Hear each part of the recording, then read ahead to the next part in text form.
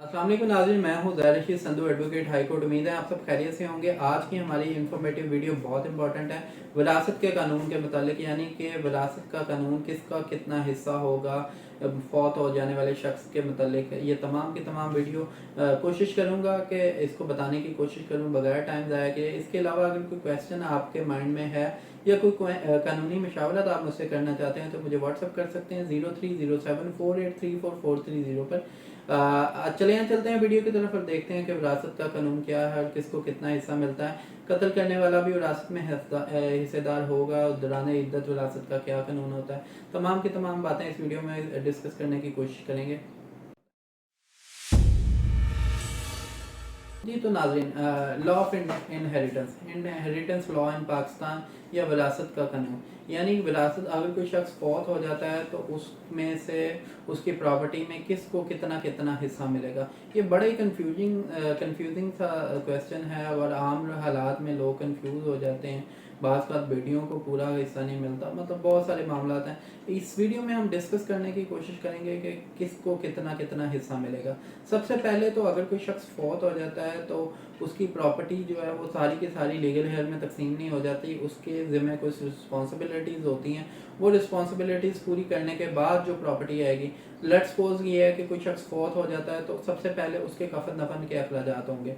अब तो चूंकि ये ज़माना इस तरह का आ गया कि कब्रों भी पैसों की मिलती हैं, तो सबसे पहले तो कब्रों के जो अखराजात होंगे, कफन दफन के अखराजात होंगे, वो इसमें से मतलब निकाले जाएंगे। उसके बाद अगर उस शख्स के ज़िम्मे कफन दफन के अखराजात के बाद उस शख्स के ज़िम्मे कोई किसी किस्म का लेन देन कर्जा जात है या कोई हक महल उसका देने वाला है तो वो उसका जो डेप्ट्स हैं, जो हक महल है, डबल अमाउंट है, वो उसमें से डिडक्ट की जाएगी। उसके बाद अगर उस शख्स ने कोई वसीयत की गई है अपनी प्रॉपर्टी की डिस्पोजिशन के मुतालिक तो वो तमाम की तमाम उसमें से निकाली जाएगी। उसके बाद जो अमाउंट बचेगी उसको उसको जो है वो लीगल हेयर्स में तकसीम किया जाएगा।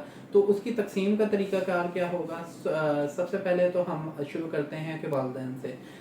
एक शख्स फौत हुआ है, उसकी प्रॉपर्टी है 60 लाख रुपए की, तो 1/6 हिस्सा यानी उसकी जो टोटल प्रॉपर्टी है, जो कफन दफन के अखराजात, को कर्जा जात देने के बाद, वसीयत को निकालने के बाद जो प्रॉपर्टी बची है उसको तकसीम किया जाएगा 6 हिस्सों में। 6वां हिस्सा वालिद का हो जाएगा और इसी तरह ही 1/6 हिस्सा वालदा का हो जाएगा। यानी कि 1/6 जो है वो वालिद का हिस्सा होगा, 1/6 जो है वो वालदा का हिस्सा होगा। उसके बाद आ जाते हैं कि बीवी का हिस्सा कितना होगा। जो प्रॉपर्टी बचेगी उस प्रॉपर्टी के 8 हिस्से किए जाएंगे। 1/8 हिस्सा जो है वो बीवी का होगा। सपोज एक बंदे की प्रॉपर्टी जो है वो 1/6 देने के बाद प्रॉपर्टी बचती है, उस प्रॉपर्टी के 8 हिस्से किए जाएंगे और उन 8 हिस्सों में से एक हिस्सा बीवी को दे दिया जाएगा। उस 8 हिस्सों, अगर सपोज उस शख्स की बीवियां ज़्यादा हैं, एक से ज़्यादा हैं, तो वही 1/8 हिस्सा उन बीवियों में जो ज़्यादा से ज़्यादा 4 हो सकती हैं एट ए टाइम, और अगर 2 हैं या 3 हैं या जितनी भी हैं उनमें बराबर वो 1/8 हिस्से का तकसीम कर दिया जाएगा। यानी सबको अलग-अलग 1/8 नहीं मिलेगा, उसी 1/8 में जो है वो तकसीम उसकी हो जाएगी। उसके बाद आ जाते हैं बच्चों का। जो लड़के का हिस्सा है वो डबल होगा, लड़की का हिस्सा जो है वो आधा होगा लड़के से। सपोज ये है कि एक शख्स की प्रॉपर्टी बचती है सबको देने के बाद 30 लाख रुपया। वो 30 लाख के बेसिकली 3 हिस्से होंगे, जिसमें से 2 हिस्सा यानी 20 लाख रुपया लड़के का होगा और 1 लाख रुपया जो है वो 10 लाख रुपया लड़की का होगा। यानी कि लड़के से आधा लड़की का होगा या लड़की से डबल जो है वो लड़के का हिस्सा होगा।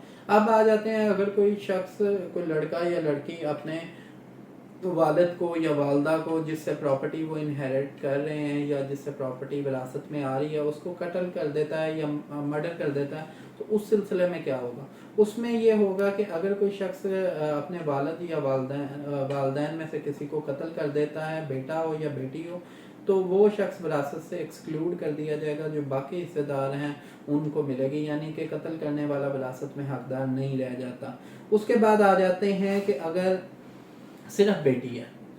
अब तो था ना कि एक लड़का है और एक लड़की है, یا 2 لڑکیاں ہیں 1 لڑکا ہے واٹس ایور اولاد نرینہ تھی. اب آ جاتے ہیں کہ صرف لڑکیاں. اگر لڑکیاں ہوں گی تو اگر ایک لڑکی ہے صرف ایک لڑکی ہے کہ فوت ہونے والے شخص کی صرف ایک بیٹی ہے تو اس کو جائیداد میں جو پراپرٹی والدین کو اور بیوی کو نکالنے کے بعد بچے گی اس میں سے آدھا حصہ ملے گا اور آدھا حصہ پراپرٹی کا واپس چلا جائے گا اس فوت ہونے والے شخص کے والد کو. ٹھیک ہے. اسی کے اگر لڑکیاں جو ہے وہ سپوز ہم کر سکتے ہیں اور ایک لڑکا ہے تو وہ ساری کی ساری جائیداد اس اکیلے کی ہو جائے گی.